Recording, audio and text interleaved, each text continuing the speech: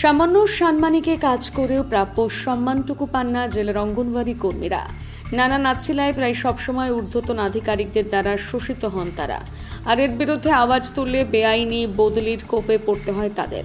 এর বিরুদ্ধে এবার একজোট হয়েছে মহিলা পশ্চিমবঙ্গ অঙ্গনওয়াড়ি কর্মী সহায়িকা কল্যাণ সমিতির ডাকে আলিপুরদুয়ারের মাধব মোড়ের সিডিপিওর কার্যালয়ের সামনে অবস্থান বিক্ষোভ করে অঙ্গনওয়াড়ি কর্মীরা। প্রতিহিংসামূলক বদলি করা হচ্ছে কেন? সিডিপিও জবাব দাও, সিডিপিও জবাব দাও। রাজনৈতিক দালাল সিডি হবে। প্রতিহিংসামূলক বদলি করা হচ্ছে কেন? সিডিপিও জবাব দাও, জবাব দাও।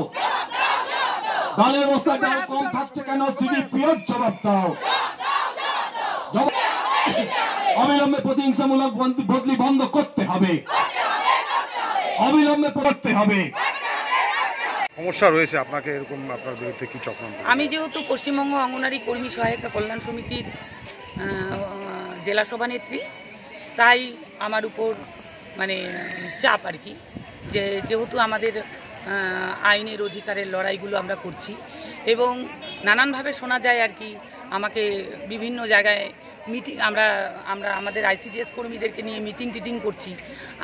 আইসিডিএস কর্মীদের মিটিং করা যাবে না। ইভেন আমাকে কথাও বলা হয় আমাদের প্রতিবাদ বিষয়ে আমি ফেসবুকে লিখি, সেই ফেসবুকেও যেন আমি না লেখালেখি করি, ঠিক আছে? এইভাবে করে আমাকে প্রেশার দেওয়া হচ্ছে যাতে আমি এই প্রতিবাদগুলো না করি। পুরোপুরি বোঝা যাচ্ছে, পরিষ্কার স্পষ্টভাবে তো বলতে পারছে না যে আপনি পশ্চিমবঙ্গ অঙ্গনওয়াড়ি কর্মী সহায়িকা কল্যাণ সমিতির পক্ষ থেকে চলে আসেন।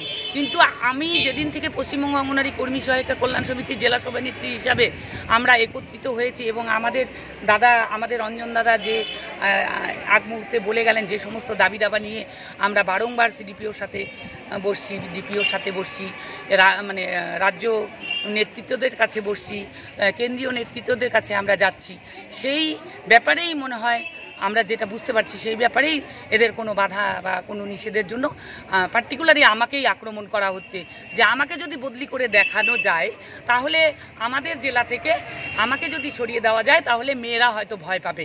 আমাদের ধারণা যে আমাদের সংগঠনের পক্ষে আমাকে যদি বসিয়ে দেওয়া যায় তাহলে হয়তো মেয়েদেরকে ভয় দেখিয়ে আমরা যেহেতু 1 অক্টোবর থেকে, আপনারা এর আগেও আমাদের থেকে নিউজ নিয়ে গিয়েছিলেন, আমরা সেপ্টেম্বর মাসে আমরা ডেপুটেশন দিয়েছিলাম ডিপিওর কাছে যে আমরা 1 অক্টোবরে 30 সেপ্টেম্বরের মধ্যে পর্যন্ত যদি মোবাইল না পাই পোষণ অ্যাপে কাজের জন্য, যেটা আমাদের সরকারি অর্থ বরাদ্দ আছে, তাইলে আমাদের 1 অক্টোবর থেকে আমরা ডিজিটাল স্ট্রাইকে থাকব। এবং এখানে আমরা যারা উপস্থিত আমরা প্রত্যেকেই ডিজিটাল স্ট্রাইকে এখনও আছি।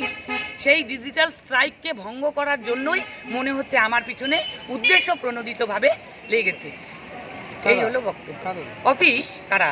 অফিস, আমি তো অফিসের স্টাফ, তাই না? আমি অফিসের স্টাফ, আমি তো অফিসের কথাই বলবো, অফিসই বলছে। আমি মনে করছি আমার ট্রান্সফারের পিছনে আমাদের ডিজিটাল স্ট্রাইক থেকে আমরা যাতে ভঙ্গ হয়ে যাই, তাই আমি জেলার দায়িত্বে যেহেতু আছি, আমাকে যদি অন্যত্র ট্রান্সফার দিয়ে দেওয়া যায় তাহলে বাকি মেয়েরাও যারা এই স্ট্রাইকে আছে তারা ভয় পেয়ে যাবে এবং তারা এই ডিজিটাল স্ট্রাইক থেকে সরে আসবে। আমার মনে হয় এটাই আমাদের মনে হচ্ছে আমাদের সংগঠনের পক্ষ থেকে, যেহেতু আমরা বিভিন্ন আমাদের অধিকারের লড়াইয়ে আমরা নেমেছি, আমাদের প্রাপ্য অধিকারের লড়াইয়ে নেমেছি, তার জন্যই এই প্রচেষ্টা। এখন কি করবেন আপনারা? এখন আমরা অবস্থান বিক্ষোভ করবো, দেখি সিডিপিও কি উত্তর দেয় না দেয় দেখবো।